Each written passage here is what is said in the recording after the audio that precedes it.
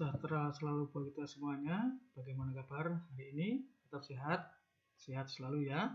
Baik, hari ini kita akan bertemu lagi di pembahasan mengenai mekanisme kerja di front office atau di kantor depan ya. Jadi apa-apa saja yang harus kita siapkan selama nanti kita incas sebagai seorang front desk agent atau sebagai seorang yang bertugas di kantor depan ya. Adapun untuk alur kerja yang ada di front office ya, kita tahu ya, setiap kali kalau kita mau incas, kalau kita mau mulai suatu pekerjaan itu harus senantiasa dipersiapkan. Nah, hal-hal yang berkaitan dengan tahap-tahap awal dalam suatu kerja yang ada di kantor depan, yaitu mempersiapkan segala sesuatunya yang berkaitan dengan operasional keseharian. Nah, ini bisa dimulai dengan dari persiapan peralatan di front office. Itu yang pertama. Lalu yang kedua adalah mengenai persiapan mengenai administrasinya. Jadi awal kita memulai pekerjaan itu di front office adalah persiapan peralatan di FO. Apa saja itu ya, nanti akan kita bahas. Dan juga yang kedua adalah mengenai persiapan administrasi. Tentunya yang berkaitan dengan kelengkapan untuk tamu yang berkaitan dengan billing sistemnya. Lalu yang ketiga adalah adanya koordinasi, saling koordinasi antar departemen yang terkait. Jadi jangan sampai nanti antar departemen kurang koordinasi. Nah, selanjutnya kalau yang ketiganya ini sudah kita siapkan dari internal ya tentu saja, maka selanjutnya adalah tahap persiapan tamu tiba. Ya. Bagaimana yang harus kita laksanakan apa saja? Terus lanjut dengan persiapan pada saat tamu akan check out atau berangkat atau meninggalkan hotel. Dan yang terakhir tentu saja berkaitan dengan laporan-laporan keuangan yang bersinggungan dengan tamu. Kewajiban mengenai transaksi-transaksi yang ada di rekening tamu. Nah, itulah gambaran mengenai alur kerja yang ada di front office. Ini masih kita nanti akan bertahap ya, tidak bisa kupas dalam sesi ini saja, nanti kita menyambung dengan sesi berikutnya, terutama yang berkaitan dengan pelayanan tamu. Nah, jadi kita bahas dulu satu persatu, step by step, agar kita paham mengenai fondasi yang harus kita laksanakan pada area kerja yang ada di front office. Paham ya? Jadi dimulai dari persiapan peralatan di FO, apa saja, lalu juga persiapan administrasi, dan terkait dengan koordinasi antar departemen. Itulah 3 poin penting dalam kita melaksanakan kerja di FO secara internal. Nah, kalau eksternalnya itu berkaitan dengan perangkat yang harus kita laksanakan kelengkapan tamu. Baik, itu meliputi dari persiapan tamu tiba, tamu berangkat, bahkan juga selama stay di hotel dan berkaitan dengan laporan-laporan keuangannya. Gitu ya. Baik, kita lanjut. Nah, di sini kita gambar ini ya, biasanya di front desk itu ada yang namanya pigeonhole, di mana ini berguna untuk menyimpan surat atau memo untuk internal hotel, terutama berkaitan dengan operasional yang mengkaitkan dengan departemen yang lain dan juga yang berkaitan dengan agenda-agenda manajemen, agenda-agenda kebijakan manajemen dan juga agenda-agenda yang bersinggungan dengan hotel tempat kita bekerja. Di mana segala surat yang didistribusikan ke bagian kantor depan itu akan disimpan di rak di sini, ya. Kemudian akan dibaca oleh seluruh petugas kantor depan sebagai informasi terkini, ya. Itu biasanya ada suatu rak khusus yang digunakan untuk menyimpan berkaitan dengan surat-surat ataupun juga internal memo yang berkaitan dengan operasional hotel, namanya pigeonhole. Nah, itu ya. Oke. Baik. Nah, inilah segala gambaran saja ya, gambaran berkaitan dengan area kerja yang ada di front office. Jadi harus kita siapkan betul-betul ya pada saat nanti kita menerima tamu, peralatan-peralatan harus kita siapkan berkaitan juga dengan sistemnya, dengan metode pembayaran yang kita lihat di sini ada komputernya, lalu di sini juga ada mesin edisi yang digunakan untuk sarana pembayaran. Karena kita tahu sekarang ini yang berkaitan dengan cash money sudah jarang ya, biasanya dilaksanakan dengan credit card maupun juga debit card. Ya, bahkan sekarang sudah memakai e-money ya, e-money itu. Oke. Ya, baik, inilah sebagai gambaran area kerja yang ada di front desk agent atau di front office ya. Jadi, kita harus pahami dulu ya yang berkaitan dengan area kerja kita. Ya, persiapan tamu tiba. Nah, di sini ada beberapa aktivitas yang harus dilaksanakan yang tertuang dalam preparation for guest arrival. Jadi yang persiapan-persiapan yang perlu kita siapkan terkait dengan kedatangan tamu. Yang pertama adalah yang berkaitan dengan logbook.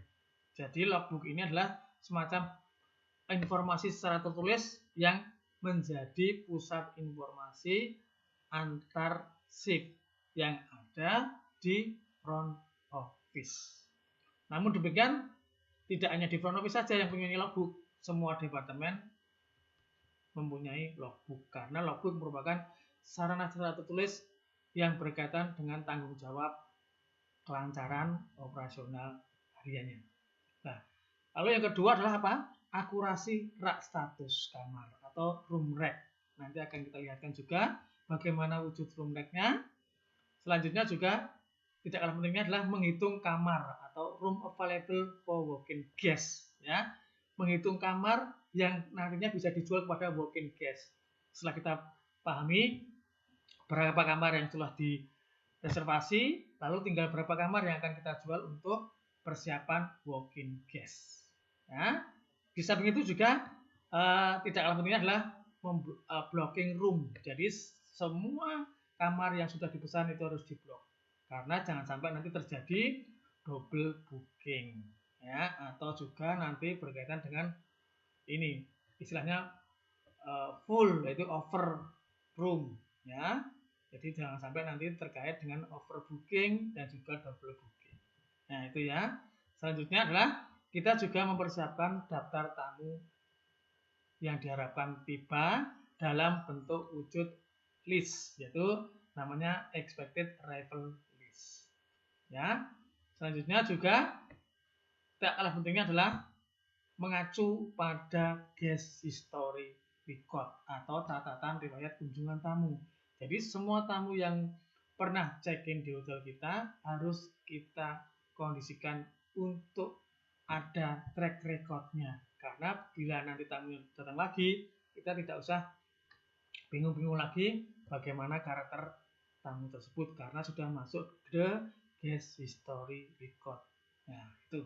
Selanjutnya, ada juga yang tidak kalah pentingnya adalah tamu-tamu yang akan tiba dengan permintaan khusus atau special request. Contoh, tamu yang minta di pick up di bandara, tamu yang minta di pick up di rail station atau bus station. Nah, itulah yang berkaitan dengan tamu-tamu. Termasuk juga nanti kalau tamu tersebut menginginkan kamarnya dekat kolam renang atau dalam istilahnya adalah kabanas, atau juga berhadapan dengan taman yang berkaitan dengan view-nya. Nah, itu ya. Selanjutnya, tak kalah pentingnya juga ada daftar-daftar tamu penting ya, atau VIP. Di sini tercantum dalam list of important guests. Nah, dan yang terakhir adalah persiapan lain untuk kedatangan tamu atau other preparation for guest arrival. Ya, jadi persiapan-persiapan yang sekiranya nanti dibutuhkan untuk apa ya, menyambut tamu yang dengan kondisi lain. Itu ya, semacam katakanlah dia minta dijemput dengan apa itu istilahnya apa ini apa itu istilahnya kendaraan yang spesial, dalam arti mungkin di situ ada suatu kendaraan yang biasa digunakan kearifan lokalnya, ya seperti andong itu juga bisa, ya. Kalau di daerah Solo itu namanya andong, itu untuk angkutan yang mencerminkan kearifan lokal. Itu ya. Baik, kita lanjut. Nah, ini adalah gambaran dari rak yang ada di front desk, ya. Ada ini rak untuk kuncinya, juga untuk meletakkan map dan juga untuk dokumen-dokumen yang penting, ya. Di sini ada kunci, juga ini ada kunci, ya. Biasanya ini yang berkaitan dengan apa itu kebutuhan yang harus disiapkan oleh tadi saya sebutkan peralatan-peralatan yang menyangkut di front desk agent-nya. Itu ya. Jadi hanya sebagai gambaran saja di area kerja yang biasa kita jumpai di front office. Nah, itu ya. Oke, baik. Kita lanjutkan ya. Formulir dan peralatan reception itu apa saja yang ada? Ya, di sini yang pertama adalah formulir registrasi. Nah, jadi semua yang berkaitan dengan registrasi tamu itu harus kita persiapkan secara detail. Nah, lalu yang kedua adalah yang berkaitan dengan guest card atau kartu tamu. Nah, itu juga harus kita persiapkan agar nantinya kita sudah langsung bisa ready dalam menerima tamu dan tamu tidak merasa diombang-ambingkan dan juga menunggu lama. Nah, ketiga adalah slip status kamar atau room rec slip. Kalau kamar sudah bahkan clean inspected, langsung bisa kita kondisikan untuk dijual. Ya. Lalu selanjutnya adalah tak kalah pentingnya adalah rekening tamu atau guest bill. Jadi setelah kita check-in-kan tamu tersebut, otomatis sistem guest bill-nya sudah jalan. Jadi nanti kalau tamu itu mau take order room service atau yang lainnya, itu langsung bisa di input ke sistem untuk dimasukkan ke tagihan kamarnya. Nah, itu ya. Itulah yang berkaitan dengan guest bill. Lalu juga tak kalah pentingnya adalah daftar kedatangan tamu yang tadi sudah kita singgung, yaitu arrival list. Nah, jadi inilah komponen-komponen yang harus kita pahami bersama. Nah, selanjutnya tak kalah pentingnya adalah mengenai berkaitan dengan logbook. Nah, di mana logbook ini adalah semacam buku yang sudah kami sondingkan tadi, yang sudah kami jelaskan di awal. Semacam buku penghubung yang penting dari shift yang satu ke shift yang lainnya. Dan berisikan berkaitan dengan masalah-masalah yang memerlukan tindak lanjut atau follow up. Ya, tuh. Dan ini isinya adalah sebagai berikut. Contoh saja ya, bisa pindah kamar atau move room, tamu tanpa barang bawaan, biasanya kan no luggage. Nah, itu juga harus dikondisikan. Persiapan yang belum selesai, intinya seandainya shift pagi ternyata belum menyelesaikan yang berkaitan dengan persiapan tamu VIP yang notabene datangnya siang hari atau sore hari, maka logbooklah yang akan kita kondisikan untuk pesan-pesan sebelumnya yang akan kita runningkan ke shift kita. Lalu juga permasalahan seperti ada tamu yang skipper atau tamu yang check out tanpa menyelesaikan rekeningnya dahulu. Termasuk nanti masuk ke blacklist ya. Dan juga informasi yang berkaitan dengan departemen-departemen lain.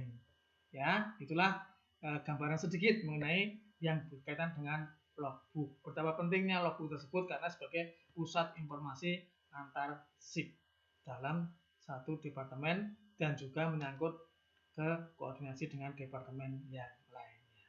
Oke, ya. Selanjutnya berikutnya adalah rak status kamar. Jadi di sini adalah petugas itu dapat memperoleh berbagai informasi yang diperlukan dalam room rec. Seperti lokasi kamarnya. Nah, lokasi kamar ini biasanya dikenal dengan nomor kamar katakanlah 103 terletak di lantai 1 di nomor 3 dan menghadap kolam renang. Lalu kamar nomor 201 terletak di lantai 2 dan menghadap misalnya ke pantai atau juga menghadap ke kolam renang. Itu ya. Sedangkan yang nomor 2 adalah nomor kamar. Setiap kamar diberi nomor dan semua nomor yang kamar yang ada dicantumkan pada rak kamar. Jadi biasanya itu harus dikondisikan di rak-rak yang ada, ya.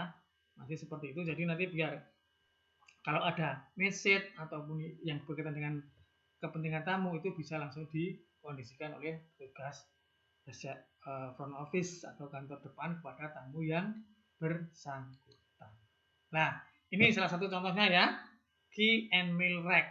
Ya, jadi ini adalah rak dari apa itu tamu-tamu, termasuk kunci, ada juga message atau yang berkaitan dengan surat menyurat atau yang berkaitan dengan message yang ada dengan tamu yang bersangkutan. Rak ini berfungsi untuk menyimpan kunci kamar dan pesan untuk tamu. Nah, jadi ini sebagian biasanya pada menitipkan kunci kamar dan nanti kantor depan akan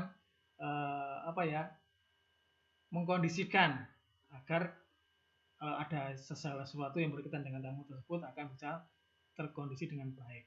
Namun, ini sudah jarang ya ditemukan pada hotel besar dan hotel yang menggunakan sistem komputer karena kita sudah menggunakan yang namanya keycard.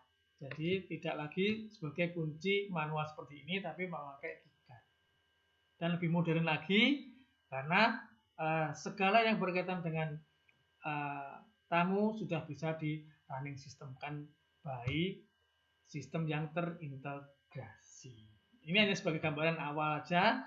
Kalau nanti masih ada beberapa hotel yang memakai seperti ini, gunanya seperti itu, ya, untuk berkaitan dengan informasi kepada tamu yang bersangkutan. Tuh, ya, kalau sekarang sudah banyak yang memakai sistem, jadi sudah tidak ada lagi seperti ini, jadi dikondisikan tapi dengan keycard. Itu ya, itulah pemahamannya key and mail rack. Nah, yang ketiga tadi ya kita singgung rak status kamar juga masih rak status kamar. Ini harga kamar. Pada bagian kasir, bagian kasir terdapat informasi harga kamar. Atau di bagian yang berkaitan dengan di front office kasir itu ada harga kamar yang sesuai dengan tarifnya masing-masing sesuai dengan tipenya masing-masing. Dan ada juga yang berkaitan dengan status kamar, di mana ini ditandai melalui rak kamar apabila kamar itu adalah vacant clean atau vacant dirty atau OO. Nah, itu yang berkaitan dengan rak status kamar. Oke. Baik, sekarang menghitung kamar. Nah, waktu yang baik untuk melakukan penghitungan kamar adalah sebagai berikut. Yang pertama adalah jam 8. Karena di sini atasan dapat diberitahu atas hasil penghitungan itu pada saat datang pagi jam 8. Biasanya kan jam 7 ya, tapi makanya jam 8 dikondisikan untuk penghitungan kamar. Lalu jam 11 untuk memberi gambaran yang lebih jelas akan adanya perpanjangan tinggal di hotel atau extend namanya. Nah, itu biasanya kan tamu-tamu setelah breakfast jam 10 jam 11-an akan mengkondisikan apakah dia mau check out atau extend. Nah, waktu yang ketiga adalah jam 3 sore. Itu untuk memberitahukan situasi kamar kepada penerima tamu waktu pergantian shift dengan shift pagi. Dan jam 5 berpedoman pada laporan housekeeping atau housekeeping report. Nah, itu jam-jam yang biasa dilaksanakan untuk menghitung kamar agar nantinya bisa terkondisi dengan baik dan sesuai dengan forecast yang ada. Itu ya. Nah, di sini menghitung kamar tersedia, yaitu adalah jumlah seluruh kamar hotel, misalnya 68 kamar atau namanya room available. Yang kedua adalah kamar kosong atau vacant, yaitu hitung semua kamar kosong pada rak kamar. Misalnya ada 40 kamar. Juga kamar yang akan check out atau departure, hitung semua kamar yang akan berangkat pada rak kamar. Misalnya yang hari ini akan berangkat adalah 14 kamar. Termasuk juga kita harus menghitung jumlah kamar yang dipesan pada hari ini yang belum tiba pada rak pemesanan, misalnya 50 kamar. Nah, di sini akan kita lakukan penghitungan sebagai berikut. Kita ketahui adalah kamar kosong, tadi sudah disebutkan misal 40 kamar. Ya, kamar yang akan check out adalah 14. Ini ya. Nih. Lalu jumlahnya adalah totalnya adalah 5. Ini tambah ini jadi 54. Ya. Lalu kamar yang akan tiba itu tadi kita sebutkan adalah 50. Ya. Sedangkan jumlah kamar berarti yang bisa dijual adalah 4. Nah, jadi masih ada 4 kamar yang bisa dijual kepada tamu tanpa pemesanan atau walk-in guest. Ya, ini adalah cara-cara menghitung kamar yang bisa dijual kepada walk-in guest. Nah, itu ya. Itulah yang berkaitan dengan skema untuk ini ya, kamar. Itu ya. Tuh, baik, lanjut kita. Ya, memblok kamar. Secara manual kegiatan memblok kamar dilakukan dengan cara 1. Menyelipkan blocking card pada rak kamar sesuai dengan nomor kamar yang dipesan. Ya, memblocking. Lalu yang kedua adalah mencantumkan nomor kamar yang diblok pada slip pemesanan kamar, pada buku harian, dan atau daftar tamu diharapkan tiba.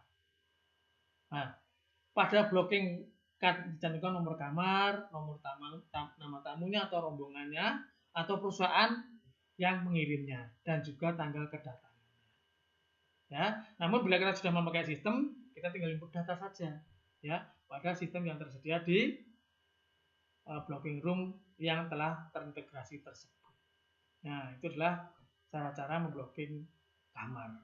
Jadi harus dikondisikan nama tamu, tanggal kedatangan, nomor kamar yang telah dipesan atau yang kita kondisikan. Jadi jangan sampai nanti overbooking. Itu ya. Baik, laporan status kamar. Di mana di sini ada beberapa laporan status kamar dan nanti saya sebutkan vacant, artinya clean, yaitu kamar yang kosong telah dibersihkan dan disiapkan untuk tamu-tamu. Biasanya pakai vacant clean inspected, itu baru bisa dijual. Yang berhak menginspeksikan adalah seorang supervisor level atau floor supervisor. Vacant dirty, yaitu di mana kamar-kamar dalam keadaan kosong dan masih belum dibersihkan atau masih kotor. Di sini biasanya seorang housekeeping membutuhkan sekitar 30 menit di dalam memvacantkan kamar dirty tersebut. Nah, baru nanti akan dicek oleh floor supervisor apakah ini sudah layak dijual pada tamu. Kalau sudah layak baru di vacant clean inspected. Jadi yang berhak vacant clean inspected adalah floor supervisor. Room boy hanya sebatas mengkondisikan vacant clean. Paham ya? Tuh. Baik, kita lanjut. Nah, occupied artinya adalah kamar-kamar yang masih dihuni oleh tamu. Lalu departure room, yaitu disebut dengan expected departure room, yaitu kamar-kamar yang hari ini rencana akan check out. Nah, nantinya kamar ini juga diuntukkan bagi tamu-tamu istilahnya yang tiba di penghujung hari, baik dengan reservasi maupun dengan walk-in guest. Ya, biasanya nanti akan diisi oleh tamu-tamu tersebut. Lalu out of order room, yaitu kamar-kamar yang masih diperbaiki atau dalam renovasi. Lalu juga ada yang namanya blocking room, yaitu kamar-kamar yang telah dipersiapkan, yang telah direservasi, yang telah dipesan oleh tamu-tamu, baik itu tamu-tamu yang bersifat VIP maupun tamu-tamu langganan, ya, atau repeater guest. Nah, itu ya. Baik, daftar tamu akan tiba. Itu dengan memeriksa berkaitan dengan expected arrival list. Jadi, tugas penerima tamu akan mempersiapkan hal-hal yang berkaitan dengan expected arrival list ini. Yaitu pertama adalah seluruh kamar untuk tamu-tamu yang memiliki reservasi dan diharapkan datang pada hari itu juga. Termasuk nanti juga nomor-nomor kamar yang dijual untuk tamu-tamu yang tanpa reservasi atau walk-in guest tadi. Jadi ada spare kamar untuk yang ini untuk reservasi, yang ini untuk walk-in guest. Jadi nanti bisa terjual semuanya dan ini akan meningkatkan revenue hotel. Catatan riwayat kunjungan tamu atau guest history record. Ya, ini berisi tentang informasi berkaitan dengan tamu-tamu yang pernah menginap di hotel tersebut. Ya. Dan ini secara komputer biasanya akan detail mengupas berkaitan dengan nama-nama tamu, termasuk juga permintaan-permintaan khusus, dan juga berkaitan dengan harga-harganya, termasuk nanti cara pembayarannya yang telah yang telah biasa dilaksanakan oleh tamu yang bersangkutan. Karena guest history record ini sangat penting di dalam kita memelihara hubungan dengan tamu. Tamu merasa datang ke rumah sendiri karena hotel tersebut sudah bisa memahami berkaitan dengan apa yang menjadi kebiasaannya. Ya, makanya guest history record ini sangat penting sekali di dalam meningkatkan pelayanan pada repeater guest. Itu ya. Baik. Ya. Sekarang tamu-tamu yang akan tiba dengan permintaan khusus. Ya, biasanya ini tamu-tamu seperti keluarga ya, membawa bayi atau orang tua. Nah, itu biasanya akan dipersiapkan istilahnya permintaan-permintaan ataupun fasilitas khusus ya, dan juga yang berkaitan dengan baik itu tamu-tamu yang sudah lansia maupun juga dalam tamu-tamu yang dalam rangka penyembuhan atau pengobatan alternatif atau juga berkaitan dengan kontrol ke rumah sakit yang menjadi rujukan. Itulah salah satu contoh-contoh dari tamu-tamu dengan permintaan khusus. Nah, di sini ada beberapa daftar tamu-tamu penting. Contohnya adalah very important person, ya. Biasanya ini berkaitan dengan tamu-tamu tertentu yang inginnya serba di nomor satukan atau katakanlah beda dengan tamu-tamu yang lainnya. Contohnya selebriti, tamu-tamu juga yang berkaitan dengan tamu-tamu jutawan atau miliarder itu lebih condong kepada VIP person. Nah, lalu ada juga jangan commercially important person. Contohnya para seperti perusahaan besar dan pemegang saham, ya, staf perusahaan perjalanan dan juga tamu-tamu yang meluangkan untuk bisnis bagi hotel. Lalu juga ada yang special attention guest. Contohnya adalah tamu-tamu yang memerlukan perhatian ekstra, ya, macam katakanlah di kaum difabel, tamu yang sakit, tamu yang tinggal lebih lama atau long staying guest, dan yang lain sebagainya. Itulah daftar tamu penting terhadap kondisi yang diinginkan atau kondisi yang harus dilaksanakan oleh seorang front desk agent dalam melayani tamu-tamu dengan permintaan khusus ini, ya. Tuh. Ya. Persiapan untuk kedatangan lain untuk kedatangan tamu yaitu atau tertuang dalam other preparation for guest arrival. Termasuk salah satunya adalah persiapan dokumen registrasi, ya. Jadi sudah dipersiapkan dulu, kunci-kuncinya juga, surat-surat untuk tamu tersebut yang mana bisa berkaitan dengan agenda-agenda tamu dan juga kesiapan alat tulis lainnya. Nah, itu nantinya yang harus kita persiapkan untuk kedatangan tamu. Nah, itu ya. Baik, itulah yang menjadi hal-hal yang paling baik, yang paling harus kita laksanakan dalam kita menyambut tamu di tata mekanisme kerja di front office. Demikian dari saya, mudah-mudahan nanti ini bisa menjadi bekal kita untuk bisa memahami yang berkaitan dengan mekanisme kerja di front office. Ingat, subscribe di sini, kita ketemu lagi di sesi yang berikutnya yang tak kalah menariknya. Demikian dari saya, tetap semangat dan salam sehat selalu. Terima kasih.